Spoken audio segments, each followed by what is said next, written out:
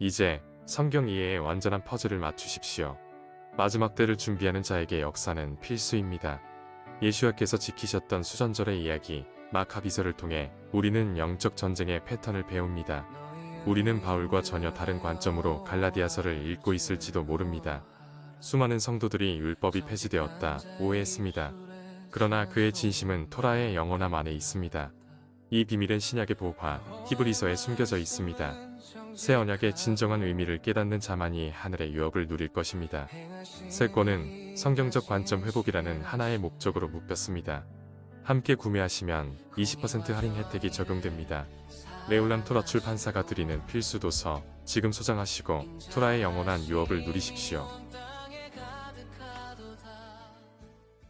생명의 물 안에 거하라 다시 일어나는 사람입니다. 자, 그래서 오늘 제목은 이렇고 카프부터 눈까지 또 한번 해보도록 하겠습니다. 자, 저번 시간까지 배운 거 우리 잠깐 넘어갑니다. 알렙이죠. 알렙이고 이거는 이응 소리입니다. 그래서 묵음에 해당되죠. 알렙. 그리고 다음 거 베트는 2번입니다. 그래서 우리는 1, 2, 3, 4 요것도 쓰지만 그 이스라엘에서는 이런 알렙베트로 해서 1장은 알렙장, 2장은 베트장 이렇게 돼 있어요. 그래서 이 순서를 1, 2, 3, 4 알고 계셔야 돼요. 그래서 베트는 2번 베트. 그래서 이 베트는 두 가지예요. 점 있는 것과 없는 거. 점 있는 거는 이제 다게시라고 해서 강세 점이거든요. 강세가 있는 거예요. 된 소리가 난다 이렇게 생각하시면 되는데 쉽게는 자 점이 있으면 강한 소리가 난다. 그 다음에 점이 없으면 부드러운 소리가 난다. 이렇게 기억하시면 되겠습니다. 그래서 만약에 점이 없어요. 점이 없으면 wet예요. wet. V 소리가 나요. wet. 부드럽게 wet. 그 다음에 점이 있으면 bet. 그래서 입술 소리, bet, 비 소리가 난다. 이렇게 기억하시면 됩니다. 그래서 비읍 소리 이렇게 기억하시면 되고요. 그 다음에 기멜은 3번이죠. 3번. 네, 그래서 이거는 그 발음. 이것도 다게시가 있어요. 강세가 있어요. 점이 있으면 그 발음이 나요. 그 발음. 그 다음에 점이 없으면 GH 발음이거든요. 그래서 이게 어떤 발음일까요? 네, 약간 부드럽게 이런 근데 우리가 좀 기억하는 거는 그냥 그 발음으로 기억하시면 돼요. 옛날 고대에는 이게 이 기멜이 좀 차이가 있었는데 현대에는 거의 차이가 없이 그냥 그 발음으로 좀 한다 이렇게 알고 있습니다. 그래서 그 발음. 근데 이것도 다게시가 있다 이렇게 기억하시면 되고요.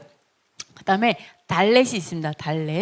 달렛도 마찬가지예요. 지금은 이게 있는 것과 없는 것이 두 가지가 있지만 다 드 발음으로 하고 있습니다. 약간의 차이는 있다. 원래는 그래서 이 디귿 발음이고 DH 발음. 약간의 H 발음이 있으니까 좀 부드럽게 뒤에 해주시면 되고 그다음에 다게시가 있는 거 요거는 똑같이 드 발음 이렇게 기억하시면 돼요. 자, 그다음에 요거는 5번 해 발음이죠. 해.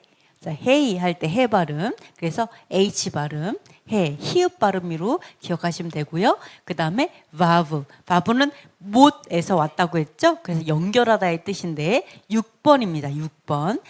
그래서 이거는 바브 해서 비읍 발음이 납니다. 근데 요거는 모음으로도 써요. 가끔. 그래서 점이 위에 있으면 오 발음이고 그죠? 다리 떴네. 점이 아래 여기에 있으면 우 발음 해갖고 모음으로도 씁니다. 나중에 또 말씀을 드릴게요. 그리고 자인 있었죠? 자인 이거는 지읒 발음이고 7번입니다. 지읒 발음 무기의 의미가 있다 그랬죠? 즈 발음이 난다 이렇게 보시면 되겠습니다. 자인 즈 발음 다 기억하시면 되겠습니다. 쓰실 때 이렇게 약간 7자처럼 쓰죠? 근데 꼭 7 느낌은 아니에요. 이렇게 기억하시면 됩니다. 그다음에 헤트 헤트 목구멍 소리가 나야 돼요. 네, 그래서 헤트. 그래서 8번입니다. 새로운 시작. 8번. H 발음. 헤트. 이렇게. 우리나라는 이 발음이 없죠. 네. 그래서 이렇게 있고요. 그 다음에 테트. 그래서 요거는 티귿 발음으로 T 발음 됩니다. 테트 9번입니다. 테트 9번. 그래서 이거는 티귿 발음이구나. 테트 이렇게 쓰죠. 이렇게 쓰죠. 이렇게 테트 이렇게 기억하시면 됩니다. 그리고 요드 점, 그러니까 가장 작은 거에 해당한다 그랬죠. 점 요드 10번이에요. 하나님의 손을 의미하죠. 요드. 그래서 요거는 요, 유, 여 이런 발음이에요. Y 발음입니다. 10번 이렇게 요드 또는 유드 이렇게 발음합니다. 이렇게 기억하시면 되고요. 오늘 이제 10번까지 가잖아요. 아까 1번, 2번 했죠. 그래서 11 하게 되면 또 이제 앞에 거 알렙이랑 베트 10하고 알렙 이렇게 지금 11이 되기 때문에 이제부터는 10, 20, 30으로 넘어가요. 번호가. 그래서 카프는 20번이에요. 카프 20번. 카프는 손에서 형상이 왔습니다. 카프. 그래서 이것도 다게시가 있습니다. 크 발음인데요. 이게 없으면 약간 느낌이 크 이런 발음이라면 이 다게시가 있으면 이 발음 약간 차이가 있습니다. 크 우리나라는 이런 음이 없기 때문에 약간 좀 어려울 수가 있지만 그렇습니다. 자, 오늘부터 이제 카프 네 글자를 또 배워갈게요. 여러분이 잘 복습하셔서 기억하시면서 이스라엘에 가셔서 모든 것들을 좀 그래도 좀 간판 정도는 읽었으면 좋겠어요. 이렇게 이런 것들은 뭐 읽을 수 있거든요. 네, 자 볼게요. 카프이고요. 자, 손에서 형상이 왔습니다. 자, 보도록 하겠습니다. 숫자 값은 20이고 목에서 긁는 소리, 긁는 소리가 난다. 이렇게 되어 있죠. 네, 만약 다게시가 없다면 자, 손바닥에서 왔고 손바닥에 펼쳐진 모양, 이 펼쳐진 모양이 형상화된 게 바로 카프다. 이렇게 보시면 됩니다. 의미는 이제 손을 펼쳤어요. 이렇기 때문에 받는 거죠. 받는 거 또는 순종하다, 축복하다, 공급하다, 겸손하다, 열리다, 덮다, 잡다, 교훈 이런 뜻이 있어요. 이제 왜 겸손이냐면은 내가 가지고 있는 거를 드린다던가 누가 줄 때 받는 공손함 이런 것들이 있기 때문에 겸손 또는 공급하다, 축복 이런 거 다 들어갑니다. 히브리적으로 열린 손은 단순히 친절함이나 관대함 이상의 의미를 가져요. 저번에도 말씀드렸지만 히브리어는 상형 문자라고 있잖아요. 그래서 이 히브리어 단어 하나하나가 어떤 의미를 가지고 있습니다. 그래서 그 의미를 좀 생각하시면 좋겠고요. 그러나 또 그 의미를 또 너무 확대 해석해서 굉장히 그 철학적으로 너무 이상하게 또 풀면 안 돼요. 중요한 거는 상형 문자라서 의미를 갖고 있으나 그러나 이것은 어디까지나 언어라는 거. 언어로 말하기 위해서 쓰기 위해서 썼다는 것을 기억하셔서 이 하나 이런 의미 때문에 여러분이 막 뭐라 그랬죠? 배가 산으로 가면 안 돼요. 어떤 의미 하나를 가지고 여러분이 좀 그것들을 좀 주의하면서 보셨으면 좋겠습니다. 어쨌든 그렇습니다. 그래서 보시면 손가락을 뜻하는 히브리어는 야드예요. 야드. 손가락을 의미하거든. 야드요. 그런데 손바닥을 의미하는 단어가 카프예요. 이게 손바닥을 의미해요. 카프가. 자, 카프의 영적 의미는 이것입니다. 내 손을 내려놓고 하나님의 손을 붙드는 것. 그러니까 내가 뭔가를 하려고 했다면 내 손으로 뭔가 움켜쥐려고 했고 뭔가 잡으려고 했다면 카프는 뭐예요? 하나님의 손을 붙드는 거예요. 하나님이 나를 붙잡아 주기를 원하는 거. 네. 그래서 하나님의 손에 하나님의 손을 붙드는 게 아니라 하나님의 손에 붙들리는 거. 내가 잡는 게 아니라 내가 하나님 앞에 붙잡히는 거죠. 붙들리는 거. 그것을 의미합니다. 그래서 사람은 자기 손으로 붙잡으려 하지만 믿음은 하나님의 손에 자신을 맡기는 것이다. 이게 카프의 의미예요. 네. 그래서 내가 하나님 앞에 전적으로 그냥 맡겨지는 거, 붙들려지는 거, 내가 잡는 게 아니라 자, 이런 것들을 또 의미한다. 이렇게 보시면 되겠습니다. 그래서 관련 말씀을 보시면 손바닥에 관련된 거 보라 한번 읽어볼게요. 보라, 내가 너를 내 손바닥에 새겼고. 네, 그래서 하나님은 자기 백성을 손바닥에 새기셨다고 말씀하십니다. 손바닥의 의미가 내가 하나님께 붙들리는 의미라고 했잖아요. 근데 하나님께서 자신의 손바닥에 우리의 이름을 새겼다라고 말을 하고 있습니다. 그래서 이거는 단순한 기억이 아니라 언약적 기억이죠. 내가 너를 기억하겠다는 언약적인 기억. 그리고 내가 하나님의 언약을 기억할 때 하나님께서 나를 기억하신다는 언약. 그래서 우리가 그 기도하는 말씀 중에 제일 좋아하는 말씀이 뭐냐면 우리를 눈동자처럼 지켜주세요라는 말씀 되게 좋아하죠.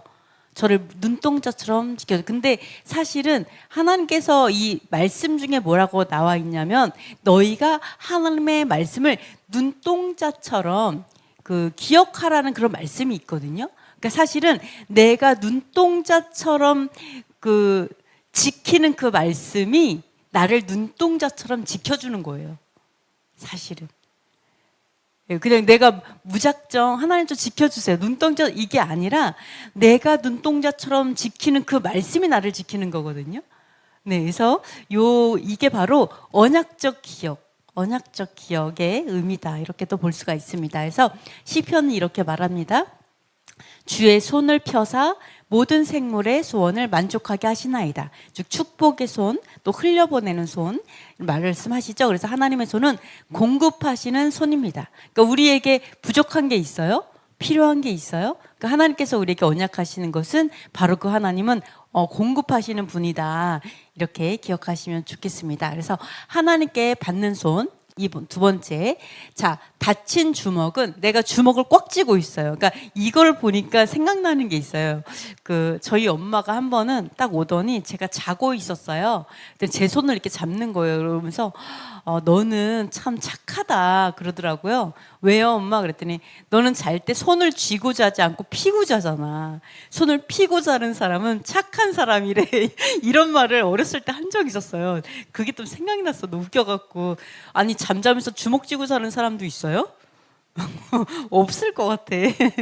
우스갯소리였던 것 같은데 이게 하여간 연구하다 보면 이 말이 있어갖고 좀 재밌었는데 다친 주먹은 내가 가진 것을 지키겠다, 움켜쥐겠다, 뭐 이런 무의식적인 어떤 그런 거라고 하더라고요. 그러나 열린 손은 내가 쥐는 게 아니라 하나님께 받겠습니다. 이런 뜻이래요. 네, 그런 태도다 이렇게 카프를 설명하고 있습니다. 그래서 열린 손, 내가 받겠습니다. 이게 카프다. 그래서 히브리적인 신앙은 하나님으로부터 자립하겠다. 하나님부터 독립하겠다. 내 힘으로 좀 해보겠다. 이런 게 히브리적 신앙이 아니라 사실은 하나님께 의존하는 거. 이게 히브리적 신앙이다. 이렇게 말을 하고 있습니다. 그래서 광야에서 만나를 모을 때도 백성은 손을 펴서 받아야 됐죠. 그런 의미죠. 네. 그래서 자, 그거 보시고 그다음에 세 번째는 순종하는 손입니다. 카프는 손바닥을 아래로 향한 모양이 아니라 위로 펼쳐진 손의 이미지입니다. 그러니까 카프의 손 이미지는 이거예요. 이게 아니라 이거다. 이렇게 말을 하고 있어요. 그래서 이것은 주님 말씀하시면 받겠습니다라는 자세입니다. 하나님께서 말씀하시면 내가 그대로 받겠습니다. 그리고 그대로 행하겠습니다. 이게 이제 카프의 이미지죠. 그래서 유대 전통에서는 기도할 때 손을 위로 펼치는 모습이 나타납니다. 사실 기도할 때 이렇게 기도하는 이게 히브리적인 게 아니고요. 사실 이렇게 기도하는 게 히브리적인 이미지예요. 네, 신기하게. 그래서 하나님 말씀하신 대로 그대로 받는다는 그런 의미입니다. 축복의 통로, 아브라함은 축복을 받기만 한 사람이 아니었습니다. 너는 복이 될지라. 열린 손은 받기만 하는 손이 아니라 흘려보내는 손입니다. 다친 손은 썩지만 열린 손은 흐릅니다. 그래서 우리가 손을 펼치는 이 카프 자체가 사람들에게 나누는 거, 베푸는 거, 공급하는 거, 이것을 통해서 하나님의 마음이 흘러가고 하나님의 공급하심이 흘러가서 영혼들을 세우고 영혼들이 용기를 얻게 하죠. 그게 내가 하나님의 손이 되어서 내가 그 축복의 통로가 되는 거. 이것이 다 카프입니다. 그리고 우리가 이렇게 흘려보낼 때 또 하나님께서 흘려보내주시는 이런 것들이 아브라함의 축복의 통로의 삶이었습니다. 자, 5번째, 쉐마와 열린 손입니다. 쉐마의 사람은 모든 것을 자기 것으로 붙들지 않습니다. 우리가 이제 레올람의 그 가치관에서 쉐마의 가치관으로 우리가 교회가 나아갑니다라고 말을 했는데, 이 쉐마의 사람은 모든 것을 자기 걸로 붙들지 않아요. 왜냐하면 우리가 항상 고백하는 게 뭐예요? 창조주는 여호와시다. 그리고 우리는 그냥 맡겨진 청지기일 뿐이다라는 것을 계속 말하는 거예요. 뭐를 말해요? 오직 유일한 여호와시고 우리가 해야 될 것은 뭐예요? 마음과 뜻과 정성을 다해서, 모든 힘을 다해서 여호와를 섬기고, 그리고 하나님의 명령을 준행하고, 이런 것이기 때문에 쉐마를 붙드는 사람은 그냥 모든 그 어떠한 것도 하나님보다 중요하지 않아요. 하나님의 그 가치보다 중요하지 않다는 걸 알아요. 그래서 뭐예요? 모든 것을 자기 것으로 붙드는 자들이 아니라 그냥 내어주는 자, 그리고 모든 것들이 그냥 내가 청지기라는 걸 알게 되는 요 가치관을 붙들 수밖에 없습니다. 그래서 열린 손은 겸손한 손, 맡기는 손, 신뢰하는 손입니다. 우리가 쉐마의 가치관으로 살려고 하면은 내 것을 움켜쥘 수가 없어요. 여러분이, 저는 이 쉐마 이스라엘 아도나이 엘로헤inu 이거를 할 때마다 생각나는 게 뭐냐면 그 이스라엘이 홀로코스트 당할 때요. 홀로코스트 그때요. 그 갇혀 있던 그 곳에서 그 다음에 소각장으로 가잖아요. 자신들이 다 소각되었잖아요. 근데 거기에 갈 때 손에 움켜쥐고 있었던 종이 쪽지에 써 있던 게 쉐마 이스라엘 아도나이 엘로헤inu 이거였어요. 그리고 벽에다가 이 손톱으로 긁어서 벽에다 쓴 게 바로 이 쉐마 이스라엘 아도나이 엘로헤이누였어요. 그러니까 이분들이 유대인으로서의 그 가치, 내가 유대인으로 산다는 거, 온 세상 사람과 다르게 내가 유대인으로 살아간다는 거는 이 쉐마의 가치관을 내가 버리지 않겠다는 거예요. 어떤 순간에도, 내가 소각되는 순간에도.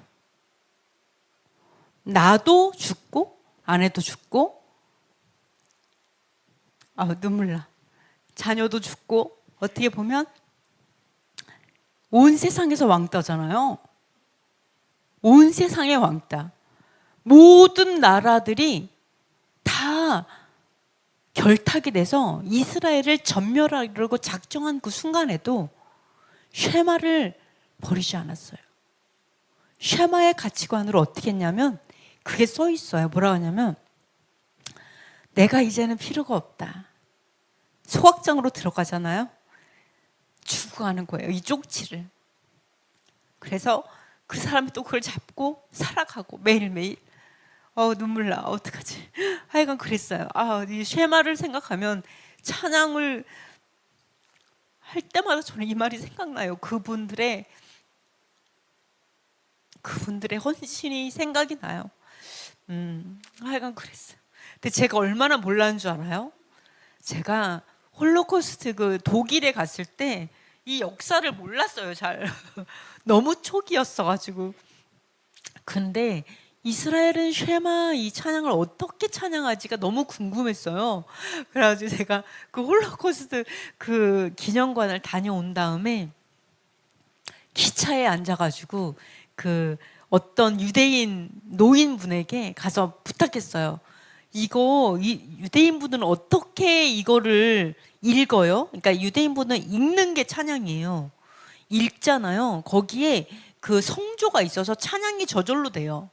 우리는 그냥 쉐마 이스라엘 아도나이 이렇게 하잖아요. 근데 이스라엘은 저절로 성조가 있어서 찬양이 저절로 돼요. 그러니까 그 말씀을 읽으면 찬양이에요. 그러니까 너무 부러워. 왜 우리나라는 성조가 없는 거야? 이렇게 하는데, 그래서 너무 궁금해갖고 그 유대인 할아버지한테, 홀로코스트를 다녀온 거잖아요. 기념관 갔다 온 그 순간에, 할아버지, 이거 유대인분들은 어떻게 읽어요? 이거 좀 읽어주세요. 이렇게 말을 했는데 그 할아버지가 딱 보더니 울면서 찬양하는 거예요. 울면서 쉐마 이스라엘 막 이러고. 제가 그때 그 뭐라고 해야 되지?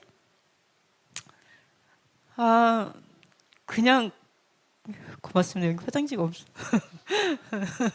눈물 나. 그때는 그냥 왜 그러시지? 왜 이렇게 뭐 그냥 홀로코스트에 너무 아픔 때문에 그냥 울었나 보다 이렇게 생각했는데 지금 생각하면 너무 죄송해요. 너무 죄송하고 그 아픔을 내가 그렇게까지 알지 못했구나 아마 이런 생각했어요. 근데 우리가 그렇게 할 수 있을까? 우리가 정말 그 하나님의 그 쉐마의 가치관 때문에 정말 모든 것이 내가 지금까지 이루어 왔던 모든 것, 내가 지금까지 연결되었던 모든 사람, 나의 모든 명예, 그리고 내가 지금까지 모았던 모든 재산들, 이것 다 포기하고 쉐마의 가치관으로 갈 수 있을까? 저는 이게 가르침이라고 생각해요. 쉐마의 가르침. 쉐마를 붙드는 자는 자신은 그냥 청직이다. 하나님의 말씀을 또 인생을 하나님께서 나에게 주셨어요. 그냥 그 인생을 살아가는 청지기. 하나님께서 잠깐 나에게 재정을 줬어요. 그 재정을 내가 맡았던 청지기. 그리고 하나님께서 허락하셨던 잠깐의 그런 인생을 하나님께 감사할 수 있는 사람. 그리고 하나님이 쉐마의 가치관 때문에 이스라엘에게 말씀하셨던 것처럼 이제는 달라고, 너의 생을 달라고 했을 때 기꺼이 드릴 수 있는 것. 이것이 쉐마의 가치관이고 이것이 카프가 우리에게 말씀하시는 거예요. 카프의 의미. 그래서 열린 손은 겸손한 손, 맡기는 손, 신뢰하는 손이다. 이런 것들을 우리가 알았으면 좋겠습니다. 이 포인트에서 제가 눈물 흘 줄 몰랐어요. 제가 죄송합니다. 자, 비유 이야기 우리 다 같이 한번 읽겠습니다. 어느 제자가 랍비에게 물었습니다. 왜 하나님은 어떤 사람에게는 많이 주시고 어떤 사람에게는 적게 주십니까?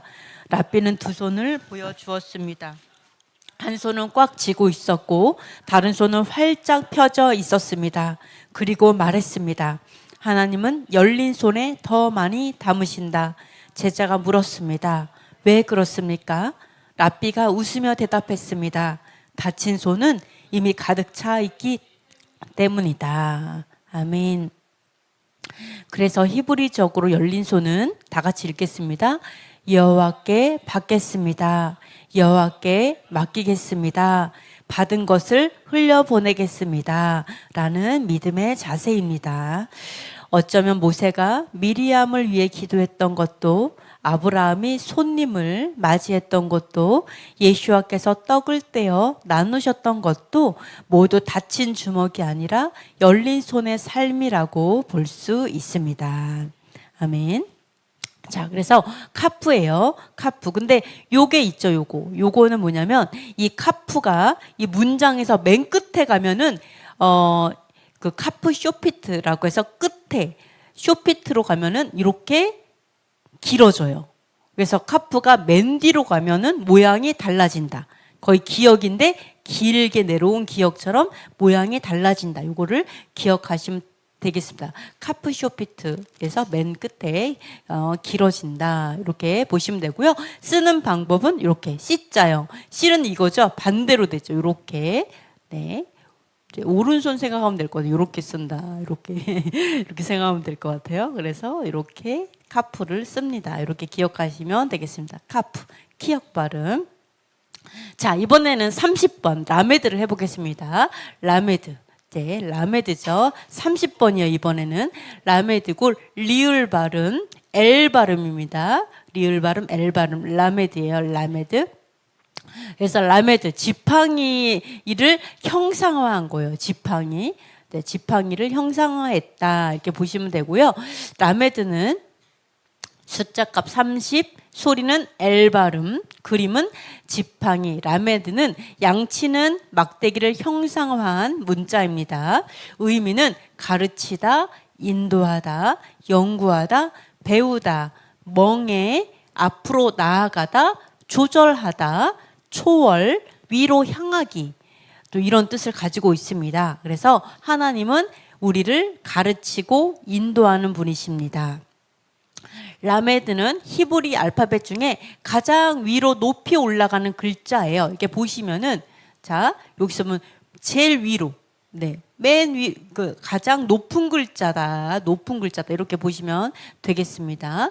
자, 그래서 전통적으로 라메드는 소를 모는 막대기, 목자의 지팡이와 연결됩니다. 자, 지팡이에서 나왔죠. 라메드의 핵심은 배우다, 가르치다입니다. 즉 라메드는 말합니다. 우리 읽어볼게요. 하나님의 백성은 배우는 백성입니다. 네, 그래서 라메드가 말하는 게 뭐예요? 하나님의 백성은 배우는 자다. 배우는 가치관을 굉장히 중요하게 생각을 해요. 배우는 거. 그래서 우리는 죽을 때까지 배워야 돼요. 배우는 걸 말을 하고 있습니다. 관련 말씀 읽어볼게요. 주는 나의 하나님이시니 나를 가르쳐 주의 뜻을 행하게 하소서. 주의 영은 선하시니 나를 공평한 땅에 인도하소서. 이렇게 말을 하고 있어요. 자, 여기서 보면 teach me, 나를 가르쳐 주세요. 이렇게 말하죠. 나를 가르치소서. 뭐를? 당신의 뜻을 가르치소서. 이거는 이제 번역인데 영어로 보면 영어를 한글로 번역하기 많다 보니까 영어를 직접 보는 게 더 이해가 되는 게 잘 많아요. 근데 딱 보면은 나를 가르치소서, 당신의 뜻을, 하나님의 뜻을 가르치소서 이렇게 얘기하죠. 그 다음에 뭐예요? 나를 인도하소서. 어떻게요? 공의로운 땅에. uprightness죠? 완전한 공의로움이에요. 완전한 공의로운 땅으로 나를 인도하소서. 이게 라메드의 뜻이에요. 가르치고 인도하는 거. 뭘 가르쳐요? 하나님의 뜻이 뭔지를 가르치고 그 다음에 그분의 나라로 인도하는 거. 이게 라메드예요. 가장 높이 위치하죠. 당연히. 하나님의 백성을 인도하는 높은 하나님의 가치관, 이런 것들을 볼 수가 있습니다. 자, 이스라엘도 이 쉐마는 아니죠. 그렇지만 신명기 말씀에서도 보면 뭐라 그래요? 한번 읽어볼게요. 이스라엘아, 이제 내가 너희에게 가르치는 규례와 법도를 듣고 준행하라. 그리하면 너희가 살 것이요 너희의 조상의 하나님 여호와께서 너희에게 주시는 땅에 들어가서 그것을 얻게 되리라. 내가 너희에게 명령하는 말을 너희는 가감하지 말고 내가 너희에게 내리는 너희 하나님 여호와의 명령을 지키라. 자, 이스라엘아, 그러면서 내가 너희에게 가르치는, 자, 우리는 배우는 백성이죠. 근데 여호와께서 뭐라 그래요? 가르친다라고 말해요. 이 라메드를 하신다고 말하는 거죠. 가르친다. 뭘 가르치실까요? 하나님께서 우리에게 계속 가르치는 게 뭐예요? 아까도 그랬죠. 하나님의 뜻을 가르치신다 그랬죠. 하나님의 뜻? 하나님의 뜻이 뭐예요? 네, 그렇죠. 규례와 법도를 가르친다는 거죠. 내가 너희에게 가르치는 규례와 법도를, 그죠? 그 하나님의 법도, 하나님의 규칙, 가르침, 이것이 바로 하나님의 뜻이라는 거죠. 그것을 듣고 준행하면 살 것이다라고 말씀하고 있어요. 그래서 예수님께서 죽으신 거예요. 왜요? 우리의 심장을 바꾸기 위해서. 우리의 심장이 하나님의 마음이 되어서 우리가 하나님의 영으로, 마음으로 하나님의 뜻을 준행하게 하려고 죽으신 거죠. 그래서 우리가 죄인에서 건져내서 하나님의 뜻대로 살게 하려고 우리의 죄성을 십자가에 못 박으신 거잖아요. 그죠? 이게 라메드의 뜻입니다. 많은 사람들은 이렇게 가르치죠. 예수님께서 죽으셨어요. 그러니까 우리가 죄를 져도 우리는 예수와의 의로움으로 구원을 받는다, 이렇게 얘기해요. 그럼 라메드가 필요 없어요.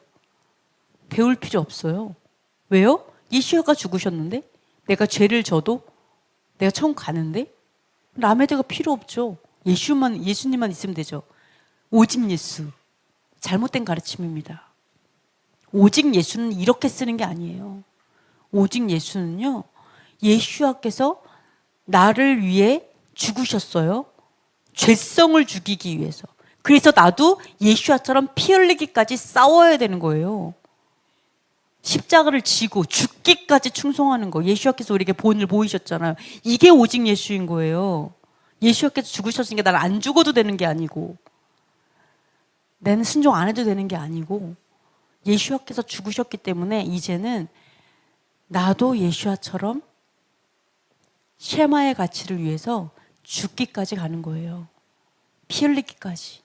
그것이 예수와의 가르침이다. 오직 예수. 내가 예수와로 살아가는 게 그것이다. 이게 바로 라메드의 가르침입니다. 자, 그래서 묵상을 보시면 토라의 사람은 완성된 사람이 아니고요. 토라는 완성된 사람이 아니에요. 어느 누구도 완전하지 않아요. 우리도, 저도 많이 느꼈어요. 이번에 제가 얼마나 정말 정말 별 볼 일 없는지를 너무 많이 느꼈어요. 정말 별 볼 일 없고 아무것도 아니구나. 이런 걸 많이 느꼈습니다. 이거는 우리가 죽을 때까지 아마 느끼게 될 거라고 생각해요. 예수께 여호와 하나님께 갈 때까지. 그러면 자, 토라의 사람은 완성된 사람이 아니에요. 계속 배우는 사람입니다. 제가 완성되었다면은 죽었겠죠. 여기 있을 필요가 없잖아요. 완전하니까. 그죠? 자, 예수께서도 말씀하셨어요. 자, 읽어볼게요.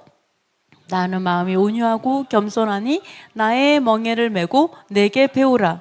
예수와께서 우리에게 나의 멍에를 메고 배우래요. 예수와의 멍에가 뭐예요? 내가 이렇게 죽기까지 충성했으니까 너희도 나처럼 죽기까지 충성해. 하나님 아버지의 영광을 위해서. 이게 예수와의 멍에예요. 근데 예수께서 뭐라 그래요? 가볍다라고 말해요. 그게 가벼운 짐이다. 그러니까 예수와께 배우라. 어떻게 살아야 되는지 배우라. 이렇게 말을 하고 있습니다. 그래서 예수와를 믿는다는 것은 단지 고백하는 것이 아니라 그분께 배우고 그분의 길을 걷는 것입니다. 그래서 라메드는 우리에게 묻습니다. 자, 읽어볼게요. 나는 아직도 배우는 사람인가? 그래서 우리는 부족해도 괜찮아요. 아직 배우고 있으니까. 넘어져도 괜찮아요. 우리는 배우고 있으니까. 헷갈려도 괜찮아요. 때로는 믿음이 없는 말을 해도 돼요. 아직 우리는 배우고 있어요. 자, 교만한 사람은 더 이상 배우지 않아요. 가리킬 때 제일 어려운 사람이 어떤 사람인 줄 알아요? 다 알고 있다고 말하는 거, 스스로 다 알고 있다고 생각하는 사람. 이런 사람을 가르치는 게 제일 힘들어요.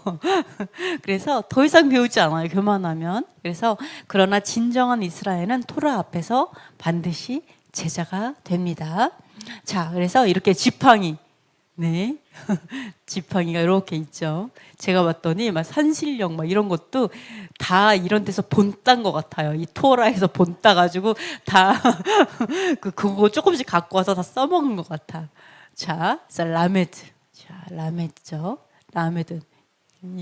히브리어 글자 굉장히 아름답습니다. 이게 하다 보면은 히브리어 글자가 되게 아름답고 좀 이렇게 재밌어요. 네, 예, 지팡이죠. 자, 이렇게 해서 어디를 못 가요? 그럼 딱 걸고 모가지를 딱 걸고 이렇게 딱 당기면은 오겠죠? 네. 자, 이거 보세요. 목 걸고 있잖아. 이렇게. 자, 어서 이렇게 우리를 인도하시고 이런 것들을 볼 수가 있습니다. 자, 라메드 한번 써볼게요. 라메드 쓰시는 거 이렇게 하나 이렇게 쓰시면 됩니다. 1 연결해서 쭉 쓰시면 라메드입니다. 라메드. 자, 이번에는 맴을 해볼게요. 맴은 40번입니다. 맴 40번. 맴. 그래서 이거는 맴 쇼피트예요. 맴이 앞에 올 때, 중간에 올 때는 다 이렇게 써요. 이렇게 약간 삼각형 느낌으로 쓰거든요. 이렇게 삼각형 점 이렇게 써요. 이렇게 점 이렇게 쓰는데 맨 끝에 오잖아요. 그럼 네모처럼 써요. 네모. 이렇게 네모 이렇게 써요. 네모. 이게 맨 끝에 맴이 오면 이렇게 모양이 바뀐다. 이렇게 보시면 되겠습니다. 이거는 이 맴의 뜻은요. 이 물결에서 왔어요. 물결 모양에서 맴이 왔어요. 이 형상화된 거예요.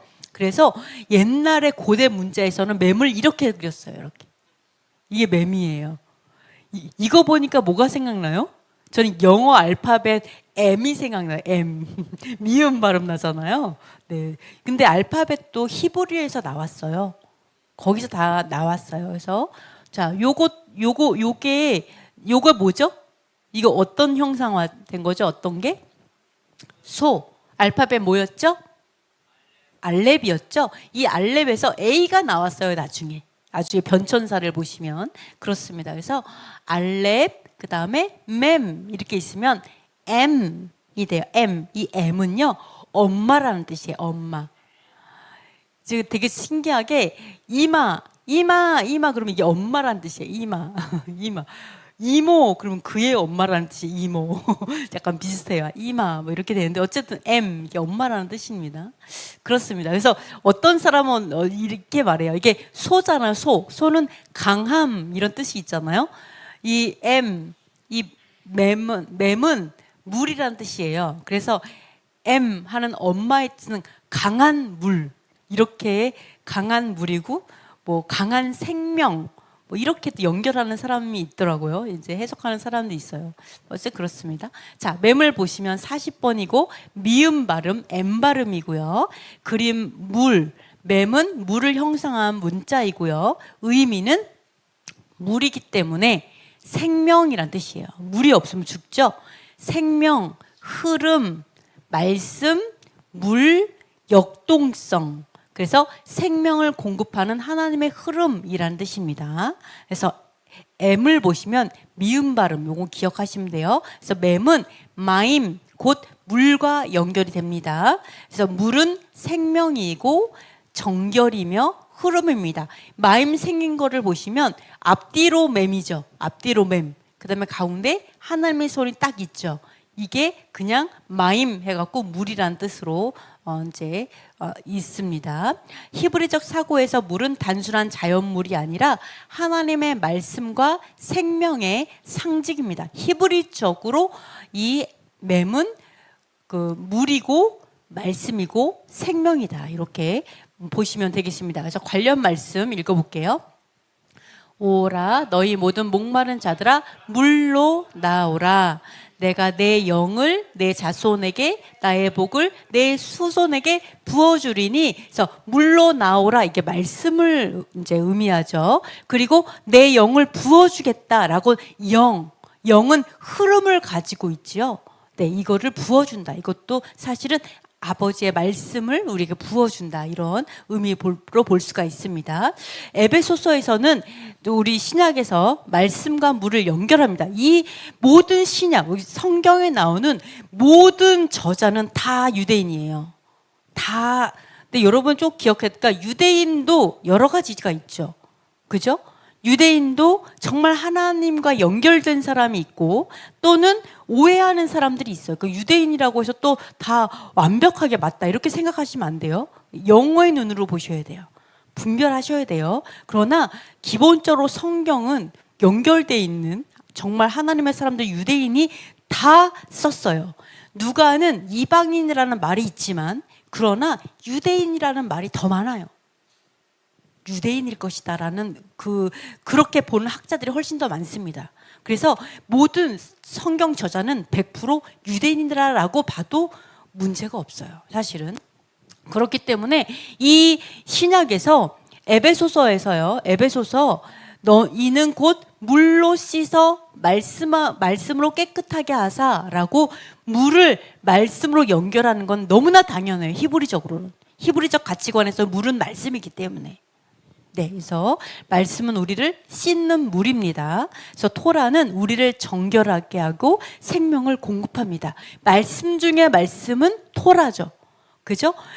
이 언약궤 안에 언약궤는 성소가 아니라 지성소에 들어가죠. 그래서 대제사장만 한 번 보죠. 1년에 한 번. 우리 일반 사람들은요 평생에 한 번도 보지 못하는 게 법궤예요. 한 번도 보지 못해요. 근데 그 법궤 안에 유일하게 들어갈 수 있는 말씀이 뭐라고요? 토라. 유일하게. 이런 것들을 볼 수가 있습니다. 그래서 이 토라는 우리를 정결하게 하고 생명을 공급합니다. 자, 그래서 열린 맴과 닫힌 맴이 있어요. 근데 요거는 이제 상징, 의미를 부여한 부분이라서 그냥 참고만 하시면 됩니다. 맴은 두 가지 형태가 있어요. 열린 맴, 이거는 흐르는 물, 드러난 말씀을 의미한다 이렇게 보기도 합니다. 그리고 맨 끝에 오는 맴 쇼피트, 닫힌 맴은 맴이 글자의 끝에 올 때 형태가 변하죠. 맴 소피트라고 합니다. 감추어진 깊이, 내면의 생명, 나라를 의미한다. 그래서 이것은 말씀에 드러난 뜻도 있고 깊이 감추어진 뜻도 있음을 보여준다. 이렇게 상징적으로 좀 의미를 보기도 합니다. 그래서 말씀은 얕게 보면 글자이지만 그냥 글자 이렇게 보이죠. 얕게 보면. 그러나 하나님께서 계시를 주셔서 깊이 들어가면 이거는 생명이고 또 깊이 숨겨진 말씀이 있고 이렇게도 볼 수가 있습니다. 그래서 이렇게 상징적으로 푸는 사람도 있다. 이렇게 보시면 되겠습니다. 자, 그 다음에 엄마와 맴을 좀 생각을 좀 해보도록 할게요. 자, 맴, 히브리어로 어머니는 M이죠. 이 단어에 자, M, 우리 에미가 그냥 온 게 아니에요. 에미가 히브리어는 나의 엄마란 뜻이에요. 에미, 뒤에 미가 붙죠. 요드가 딱 붙으면 나의라는 소유격이에요. 그래서 에미 그러면 나의 엄마란 뜻이에요. 그러니까 이게 한국어도 가만히 보면 히브리적인 거에서 온 것들이 되게 많이 있는 것 같아요. 그죠?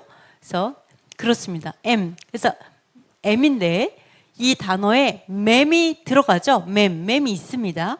히브리적으로 어머니를 어떻게 어머니를 생각해요? 생명을 품고 공급하는 존재로 봅니다.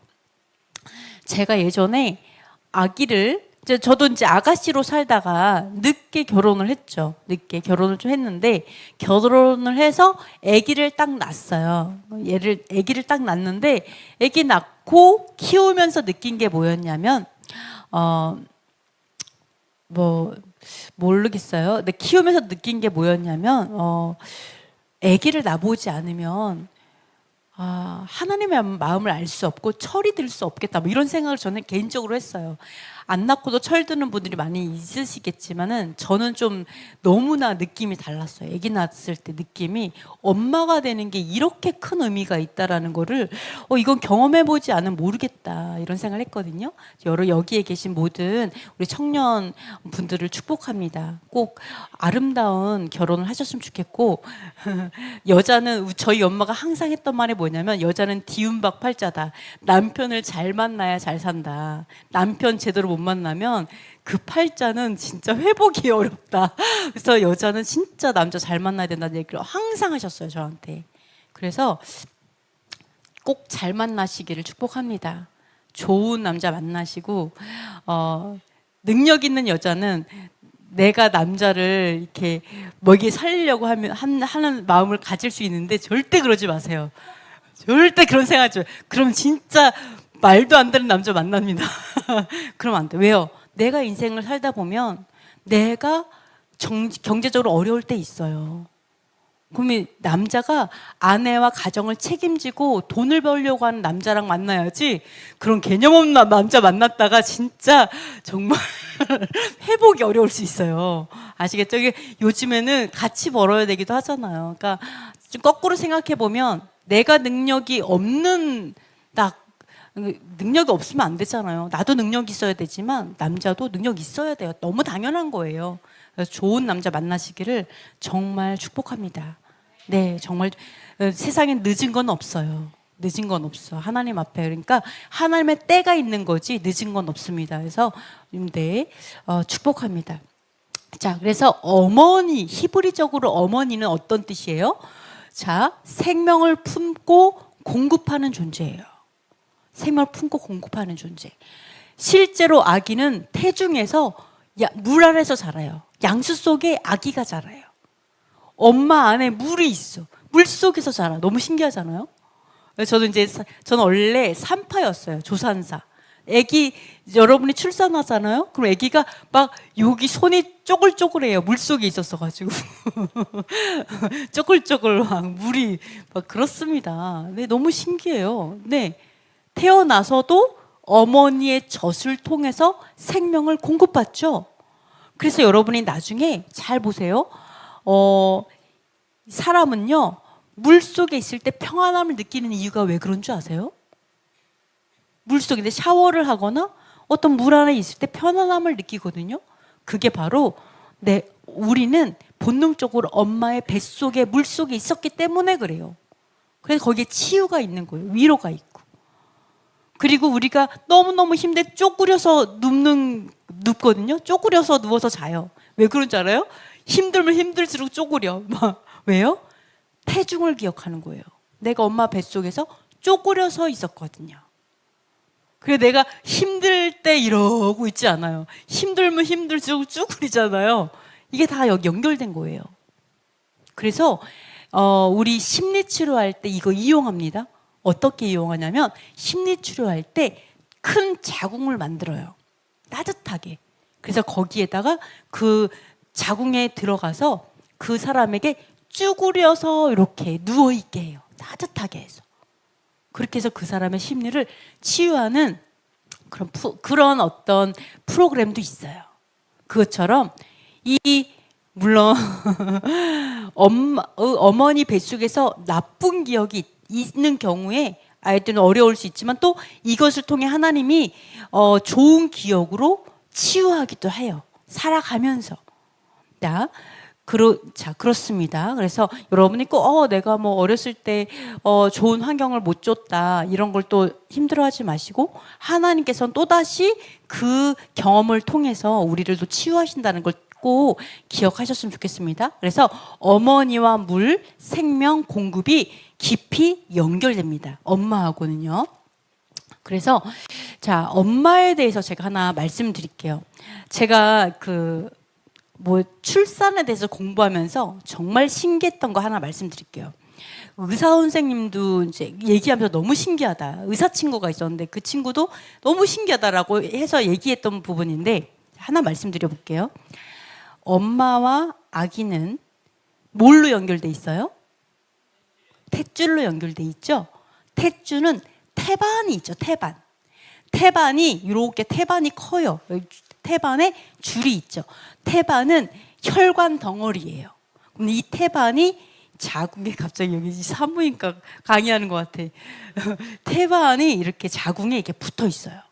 근데 여러분 너무 신기한 거 하나 말씀드릴게요. 이 태반이 자궁에 붙어 있는데 완벽하게 붙어 있지 않아요. 너무 신기한 거는 이 태반은 이 자궁에 살짝 떨어져 있어요. 진짜 살짝 떨어져 있어요. 눈에 거의 보이지 않을 정도에 살짝 떨어져 있어요. 자, 이 태반을 통해서 이 혈관 덩어리를 통해서 어머니와 아기가 서로 교환을 합니다. 영양소도 교환하고요. 노폐물도 교환해요. 근데 좀 굉장히 신기한 것 중에 하나는 뭐냐면요. 엄마로부터 이게 저는 그렇게 들었어요. 이 태반에 이렇게 있는데요. 여기를 통해서 이 혈관으로는 이제 왔다 갔다 하지만 혈관을 말하는 게 아니라 이 자궁과 태반을 말하는 거예요. 자궁과 태반에 약간 떨어져 있는 여기 공간을 통해서 물질들이 왔다 갔다 하는데 이 물질이 어떻게 왔다 갔다 하냐면 아무것도 없어요, 정말. 여기에 물질만 왔다 갔다 하는데 여기서 어떤 현상이 있냐면 이거는 지금도 누구도 이 원리를 설명을 못해요.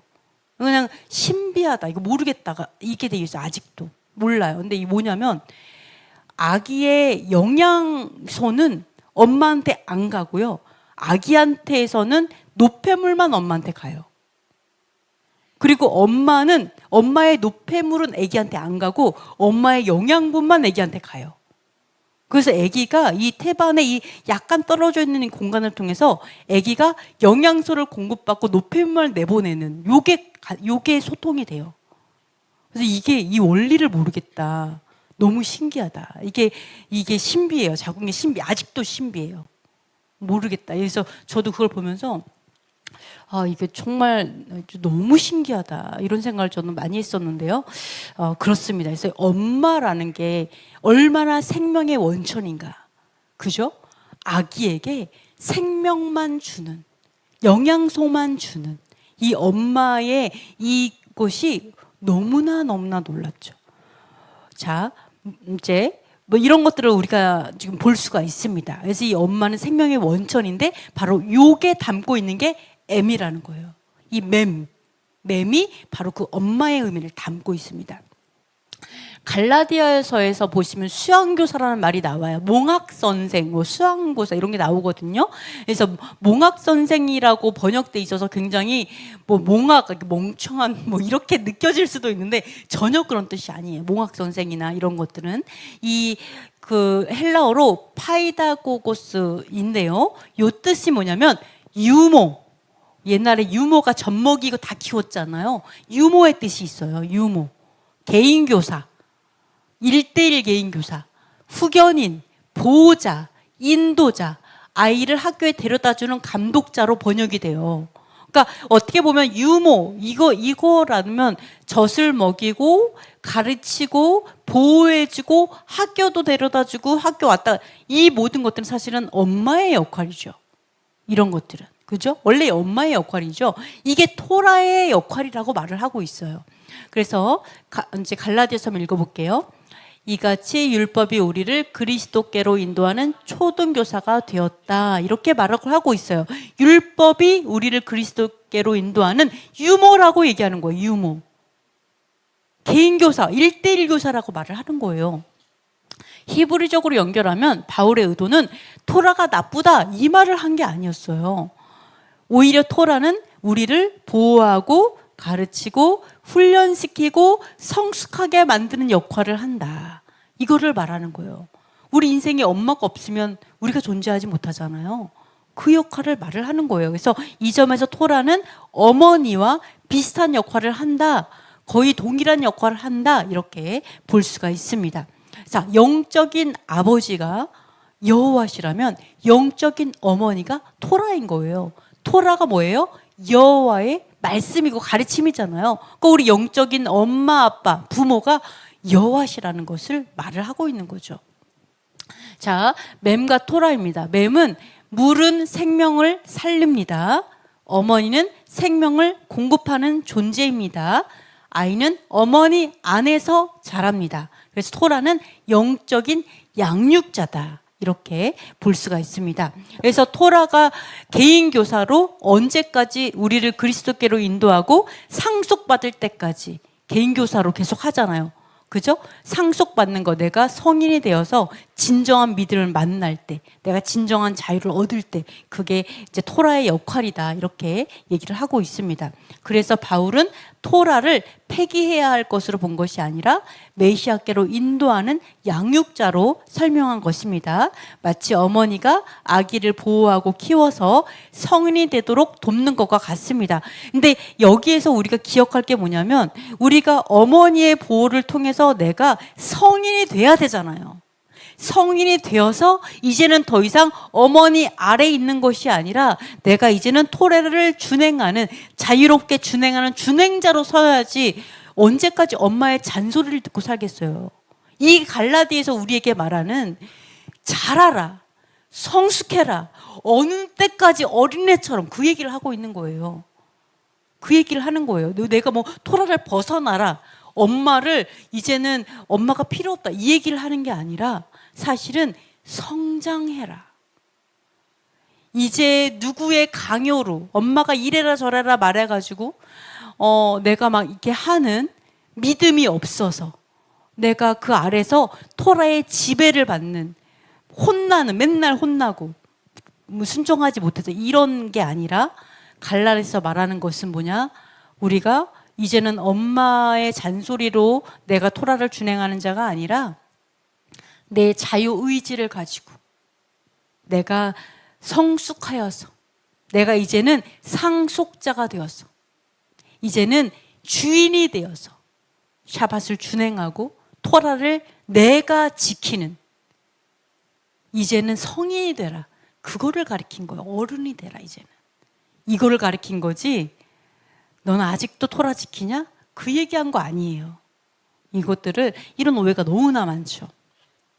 그것을 말을 하고 있다. 이렇게 보시면 되겠습니다. 그래서 맴을 보시면 자, 앞이나 중간에 올 때는 이렇게 쓰고 삼각형 쓰고 끝에 올 때는 네모 이렇게 씁니다. 그래서 쓰는 방법 보시면은 요거를 보시면 이렇게 삼각형 하시고 점 이렇게 씁니다. 맴.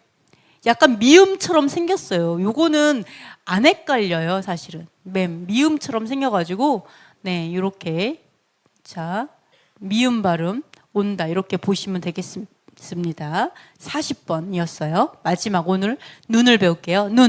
눈은 이렇게 생겼습니다. 아까 카풀은 동그랗지만 눈은 약간 이렇게 생겨서 눈. 50번입니다. 눈. 니은 발음, N 발음이죠. N 발음, 눈.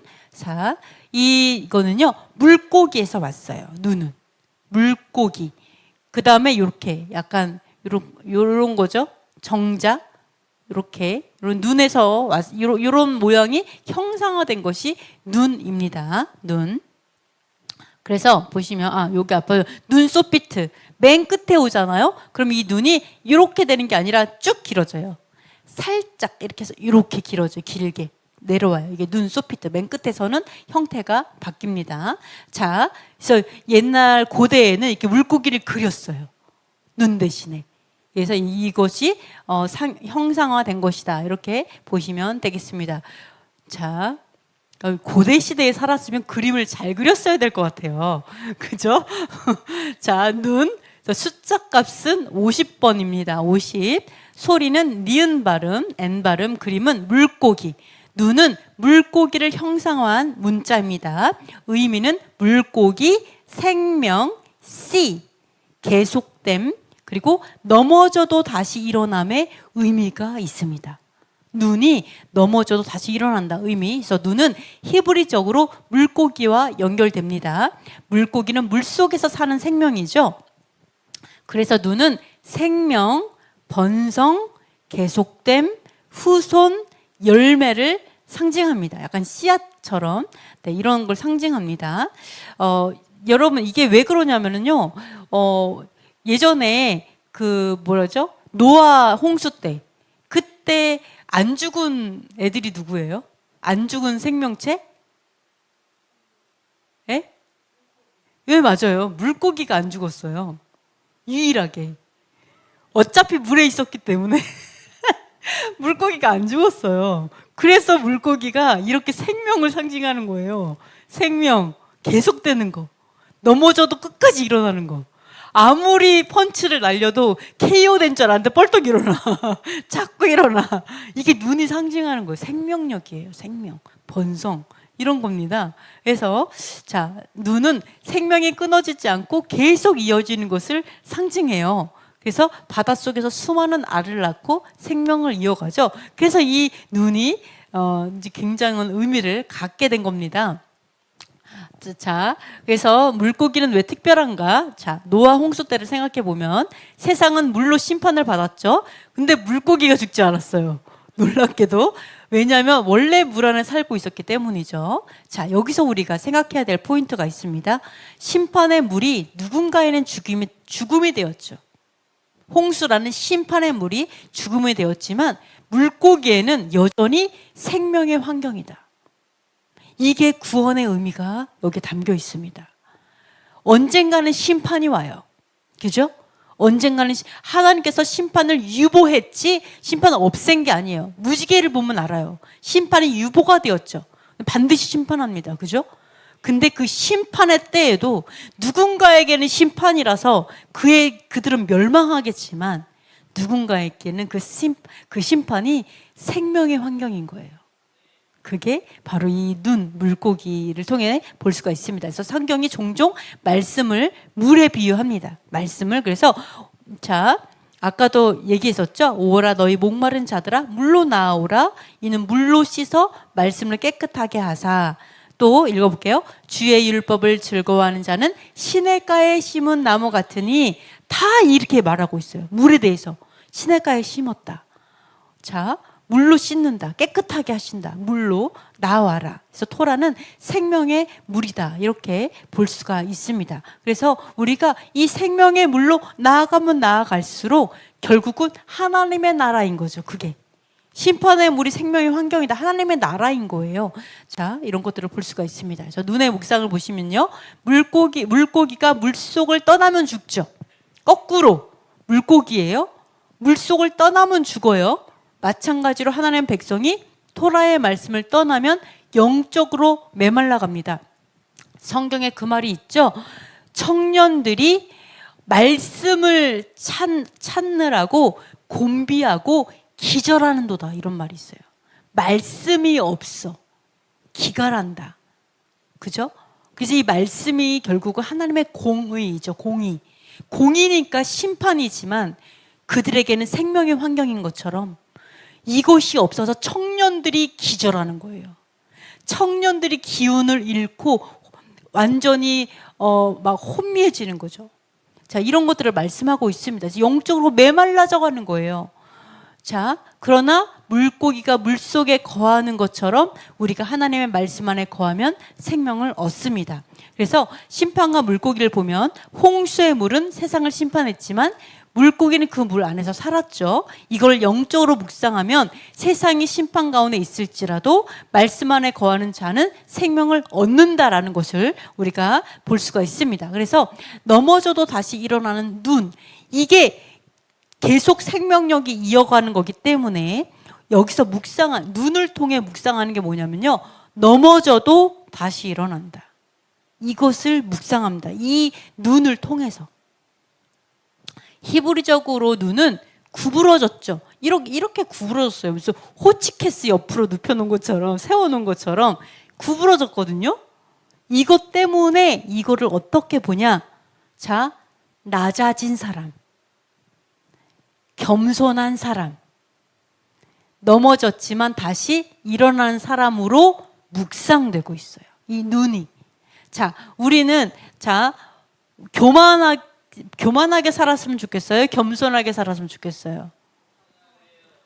겸손했으면 좋겠죠. 네, 겸손했으면 좋겠어요. 우리의 꿈인 것 같아요. 하나님, 우리가 교만하지 않았으면 좋겠습니다. 네, 교만하기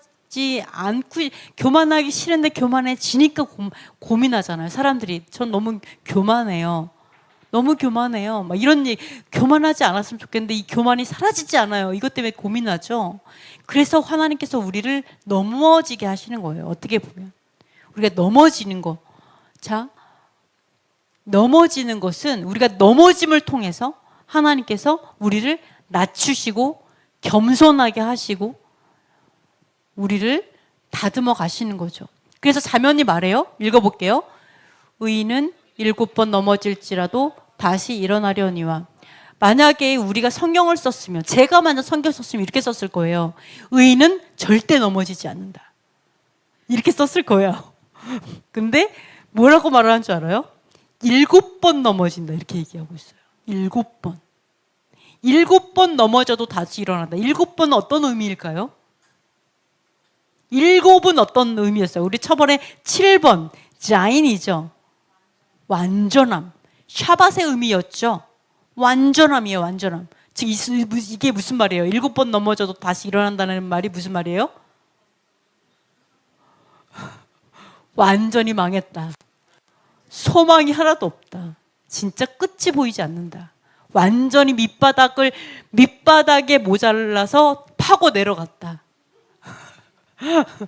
진짜 끝난 사람. 완전한 엎어짐. 완전히 끝까지 간 거죠. 근데 하나님 뭐라고 하는지 알아요? 완전히 엎어져 소망이 하나도 없이 완전히 바닥을 치다 못해서 그냥 죽은 자 같은데 하나님이 홀로코스트, 맞아요. 홀로코스트죠. 그런데 뭐라고 하냐면 다시 일어나라고. 의인이라고 얘기하시고 다시 일어날 수 있다고 말하는 거예요. 그런 자에게 다시 일어날 수 있어. 다시 일어나. 다시 일어나면 의인이야. 넘어져서 의인이 아닌 게 아니라 일어나기만 하면 돼. 그럼 넌 의인이다라고 얘기하는 거예요. 일어나. 정말 바닥에서 소망 없이 죽은 자처럼 폐가 완전 망해가지고 누워서 다시 털고 일어났어요. 간신히 기어서. 하나님이 그를 의롭다 말한다는 거예요. 그런 자가 의롭다라고 말하는 거예요. 하나님의 시선에서는. 저는 이걸 보면서 어떤 생각을 했냐면 하나님 우리가 넘어지는 게 당연한 거구나 이런 생각을 했어요. 우리는 넘어져야 되는 거였구나. 내가 한 번도 안 넘어지면은 의인이 될 수 있어요? 안 되잖아요. 넘어져도 완전히 넘어지기를 하나님께서는 완전히 넘어지고 완전히 무너뜨리시고 홀로코스트처럼 완전히 무너뜨리고 완전히 엎어지게 했을 때 하나님은 그 사람을 다시 의롭게 일어나게 하신다라는 거죠. 이것을 통해서 우리는 뭐를 배워요? 낮아지는 걸 배워요. 낮아지는 거. 내가 엄청나게 대단한 줄 알았는데 완전히 밑바닥까지 내려가고 나니까 별 볼 일 없구나. 나라는 인간 나도 별 수 없구나. 낮아지고 겸손해지고 하나님이 우리를 낮추시는 방법이죠. 저 여기서 너무나 많이 들었어요. 망한 다음에 오신 분들이 제가 이렇게 망하지 않았으면 전 이렇게 살지 못했을 거예요. 아주 떵떵거리고 거의 죽는지도 모르고 살았을 거예요. 이런 얘기 진짜 많이 들어요. 망해서 다행이에요. 이런 얘기 많이 듣거든요. 하나님의 방법이에요. 넘어지는 거. 욥 생각해 볼까요? 욥은 어디까지 넘어졌어요? 어디까지 망했어요? 아내가 버리고 떠날 정도로 망했어요. 친구들이 다 배신 때릴 정도로 망했어요. 그죠? 다 욕하고 인생 너 잘못 살았다고. 그리고 그냥 죽기만을 바랄 정도로 망했죠. 병까지 들고 죽고 싶어도 죽지는 않아. 아픈 거는 정말 죽을 정도로 아프고 잠도 자지 못하는데 완전히 망했는데 거기까지 가게 해요. 왜요? 창조주이신 여호와 하나님을 보게 하려고. 뭐라 그랬어요? 내가 지금까지는 글자로 배웠지만 이제는 배움는다고 우리 창조주신 여호와를 본다라고 보고 말을 한다 이렇게 얘기하잖아요. 그것처럼 여호와 하나님을 보여주기 위해서 그분 되심을 알려주기 위해서 땅 끝까지 내려가게 허용하시는 거예요. 허용. 이게 눈의 의미예요. 자, 우리 너무 재밌어. 우리 이거 허용해야 돼. 여러분 스스로 무너지는 거 허용해줘야 돼요. 그래야지 무너져야 내가 일어날 수 있어요. 자, 보세요. 예수야 한번 생각해 볼게요. 감히 예수야를 생각해 볼게요. 감히. 예수야의 마음을 우리가 알 수 없어요. 그렇게까지는 모르겠죠. 왜? 내가 그 죽는 자리까지 가본 적이 없으니까. 그러나 예수야를 한번 생각해 볼게요. 그럼에도 예수야께서 정말로 하나님께서 다 내놓으라고 했을 때, 심지어 목숨까지 내놓으라고 했을 때 예수야께서 뭐라고 하셨어요? 따귀를 때리셨어요? 이놈아 정신 차려 막 이랬을까요? 예수야께서 뭐라 그랬어요? 내 뜻대로 마옵시고 아버지 뜻대로 해달라 그랬죠. 그럼 예수야의 뜻이 어땠다는 거예요? 내 뜻대로 마옵시고라는 뜻은 예수야의 뜻은 죽고 싶었다는 거예요? 안 죽고 싶었다는 거예요? 예수야의 뜻은 안 죽고 싶었어요. 예수야는 원하지 않았어요. 자, 우리가 인생을 살아가면서 나는 안 하고 싶은데 하나님은 하라고 해. 여기서 내 뜻을 포기하고 하나님의 뜻을 선택했을 때 어떤 일이 벌어질까요? 막 빵빠레가 울리고 사람들이 박수를 치고 우후 잘했다 할렐루야 막 이러면서 돈이 갑자기 막 들어오고 모든 일이 잘 되고 이럴까요? 예수야께서 어떻게 하셨는지 잘 보세요. 예수야께서 내 뜻대로 마옵시고 아버지의 뜻을 선택했어요. 내가 원하지 않지만 아버지 뜻을 선택했어요. 그랬더니 어떻게 됐어요? 바로 끌려가고 매 죽도록 맞고 제자들 다 도망가고 그 다음에 십자가에서 죽고 침뱉음을 당하고 완전히 자기를 망하게 허용하신 거예요. 내가 원한 건 아니지만 내가 아버지의 뜻을 선택했을 때 내가 망하는 것을 선택하신 거예요. 그 망하는 게 결국 승리인 거 아니까 그냥 맡겨드린 거죠. 아버지의 뜻에 자신을 맡겨놓은 거예요. 이게 완전한 무너짐. 이러한 완전한 무너짐 우리가 경험할 수 있어요. 예수와께서 자신이 죽었어요. 사람들이 그것을 실패로 보일 수 있다는 거죠. 그렇죠? 그러나 조금 다르게 다른 의미로 내가 뭐 죽어서 부활하는 게 아니라 우리는 예수와의 길을 가기 때문에 어떤 이러한 비슷한 경험을 할 수 있어요. 어떻게 해요? 아버지 뜻을 선택했더니 나에게 너무나 어려운 일이 계속 올 수 있어요. 언제까지? 내가 완전히 망하는 자처럼, 욥처럼, 또는 어떤 다윗처럼 막벨라굴로 도망 다니면서 부모도 나를 버렸지만, 부모도 나를 버리고 친구 다 떠나고 배신하고 너무 안 되니까 이런 것들을 우리 경험할 수 있다. 그럴 때 뭐를 허용해야 된다?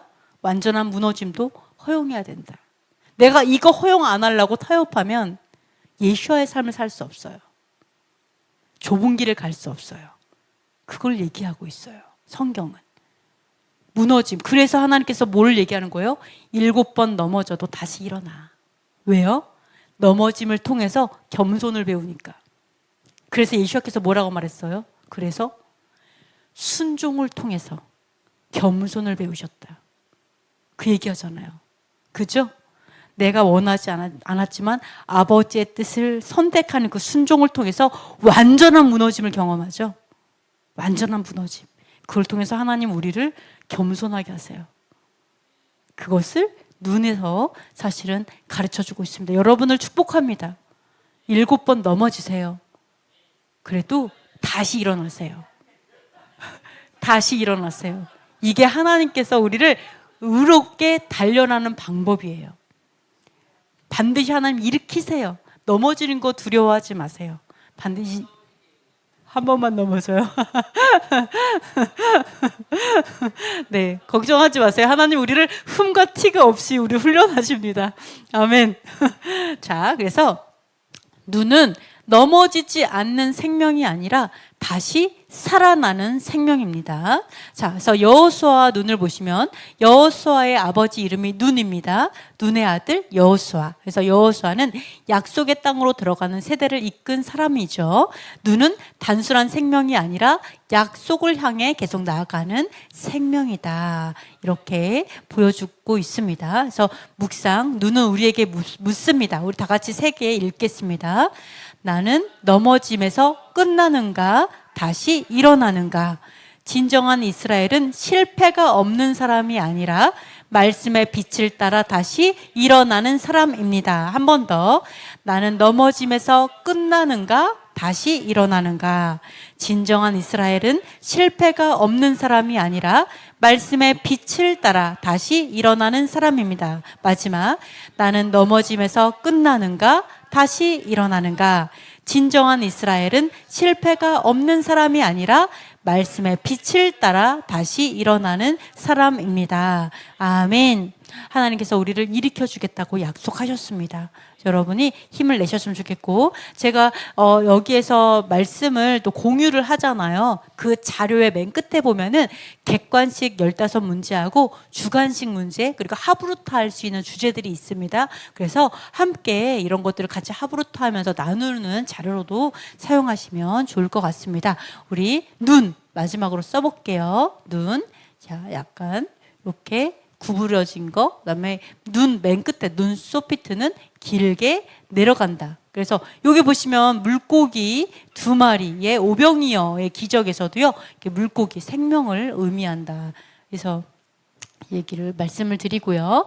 눈을 보시면 쓰는 방법 이렇게, 또는 약간 손잡이처럼 생겼다, 그죠? 손잡이. 그다음에 일루 눈소피트를 그냥 일자 길게 쭉 하면 돼요. 쭉 이게 눈소피트예요. 이렇게 보시면 됩니다. 그래서 바브는 약간 짧은, 요거 좀 비슷해요. 요두는 더 짧고, 바브는 조금 더 길고, 눈은 아주 길고, 이렇게 3가지. 요드, 바브, 눈, 소피트. 이렇게 보시면 되겠습니다. 자, 전체 흐름 정리, 카프 읽어볼게요. 하나님의 손에 붙들리는 사람. 라메드, 하나님의 말씀을 배우는 사람. 맴, 말씀에 물로 씻기고 살아가는 사람. 눈, 넘어져도 다시 일어나 생명을 이어가는 사람입니다. 오늘 이렇게 네 글자를 배웠습니다. 우리 다 같이 기도하겠습니다. 내 힘과 내 계획을 의지하지 않고 하나님의 손에 붙들려 살아가게 하소서. 평상 토라를 배우는 제자가 되게 하시고 아는 것을 넘어 순종하게 하소서. 생명의 말씀 토라를 마시게 하시고 정결함과 생명을 누리게 하소서. 물고기가 물을 떠나 살 수 없듯이 토라의 말씀 안에 거하며 살게 하소서. 어떤 상황에서도 믿음으로 다시 일어나는 의인이 되게 하소서. 전쟁과 긴장 가운데 있는 이스라엘과 예루살렘 위에 하나님의 보호와 평화를 베푸시고 그 땅의 백성들이 메시아 예수아를 깨달아 토라 안에서 참된 자유를 누리게 하소서. 대한민국 가운데 진실이 드러나게 하시고 선거와 국가 운영의 모든 영역에서 불의와 부패, 마약과 범죄의 세력들이 낱낱이 밝혀져 공의롭게 심판받게 하시며 이 나라가 정의와 진실 위에 바로 서게 하옵소서. 우리 잠시 기도하겠습니다.